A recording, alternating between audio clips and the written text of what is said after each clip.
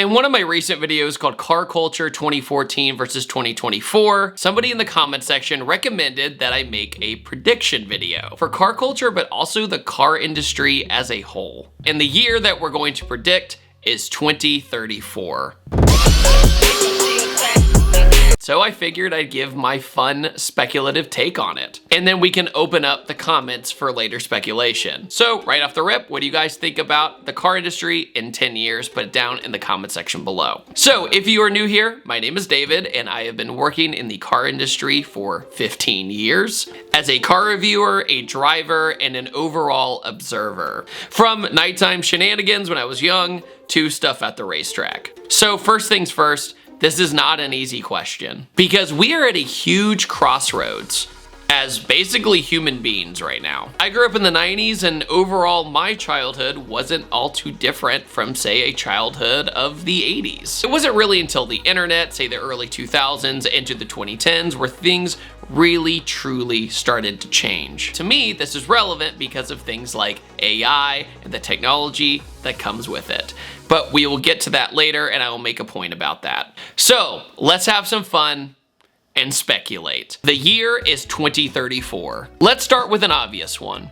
Driving manual will be seen as a lost art. To me, it'll be seen as the record player of the car industry. You know, the guy who's like super hip and is super into vinyl?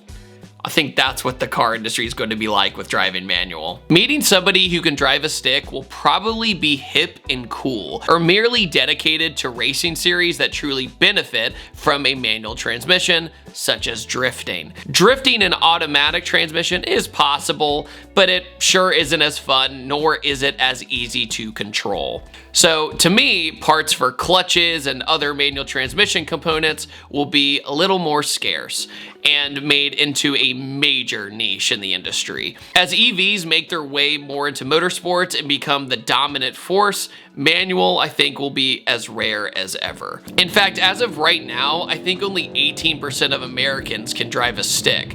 And I know to many Europeans, that might sound shocking, but we aren't required in our driver's test to learn, which I've always found stupid. Next, I predict that major companies will desperately try to keep up with electrification, and in turn, some might go bankrupt due to trying to keep up with supply and its supply chain. Also, mostly Western governments will enforce more EVs. I predict that the state of California will get even more strict smog laws and maybe ban the purchase or manufacture of new combustion vehicles. I can also see other states following suit on the West Coast, such as Oregon and Washington, following this as well. I think owning a combustion vehicle might end up being a big debate in the federal government due to it from being a necessity to a right. Kind of like a certain law us good old boys from the South have to defend all the time, if you know what I mean. I think it'll be viewed as like, this is America, this is my right to own a combustion vehicle, you can't tell me what to do. I think that's going to be a big thing, or at least maybe a little bit more in the future.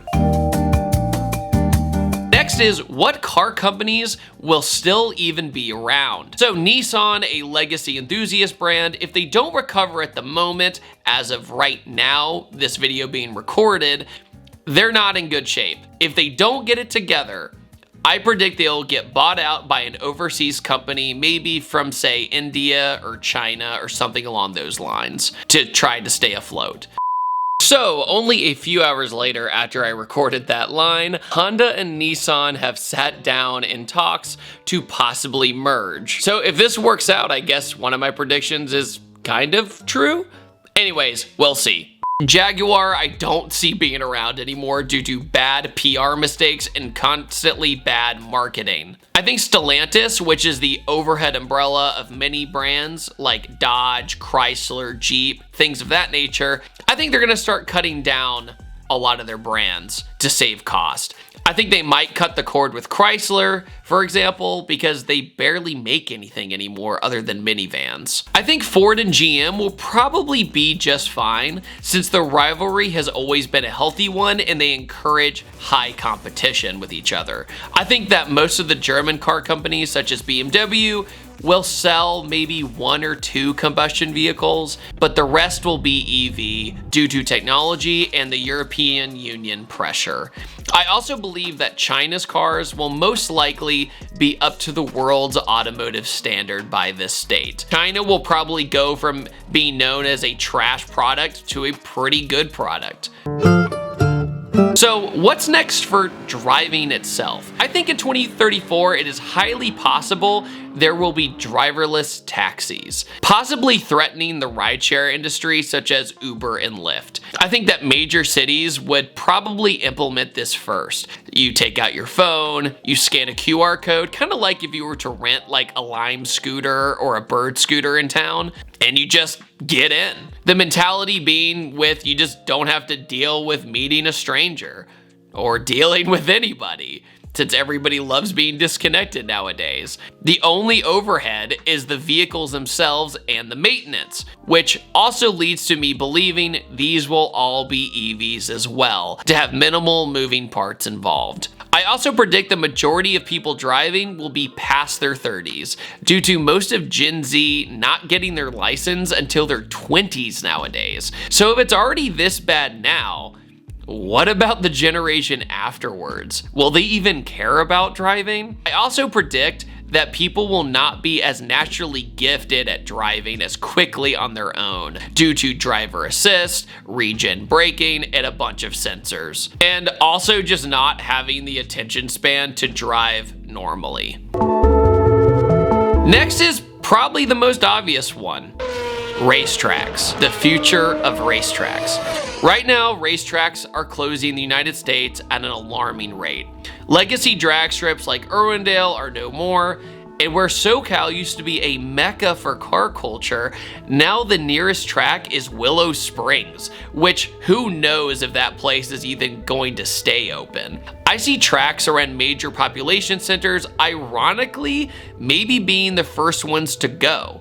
My argument is if you live in the middle of nowhere and that's your town's entertainment in your community, you know, like a small oval track or a drag strip, the real estate companies probably won't care as much to try and buy out that land. But if you're near a major population center, the real estate companies might get their eyebrows raised and try to move in. In other words, I do see many tracks around major cities being under the most threat.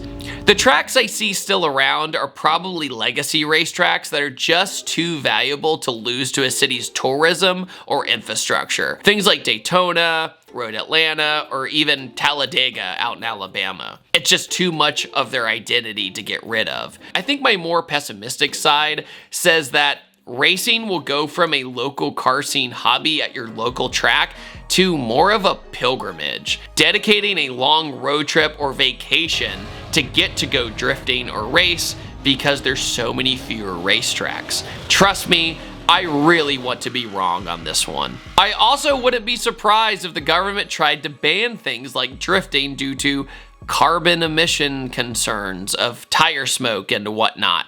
But that is just going to make things worse for the street. I think there's going to be multiple racing leagues saying, oh, did you hear about that one guy? He beat everybody in a combustion vehicle. That guy's crazy talented. I think somebody racing in a combustion car is going to be a sign of true talent and true skill, where an EV race car does a lot of the driving for them.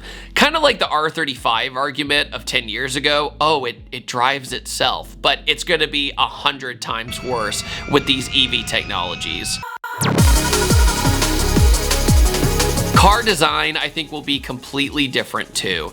AI, I think, is going to be designing cars a lot. Figuring out aerodynamics, handling, grip, G-forces, you name it, I think it's going to be pretty reliant on this. Like when you hear a supercar company say, oh, it's hand built, I think designed by a human or built by a human will be a new marketing term in the future. Kind of like the animation industry right now, where animators are terrified of AI. And I won't be surprised in movies if they'll have credits saying this was all drawn or made by humans, as kind of like a perk to seeing the movie or appreciating the movie more. AI will also be helpful for racing, that is undeniable, but we shall see where the racing goes. I think cars are going to get so fast, especially with the EV technology, that the human body will have to do fighter pilot-like conditioning from the G-forces if you are a road racer in some of these cars. Very much how the F1 drivers train,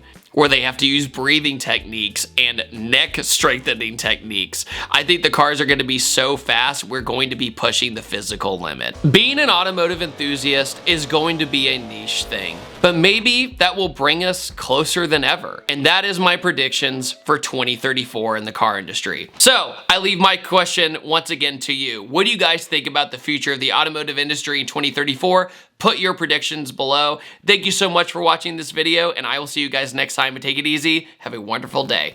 Goodbye.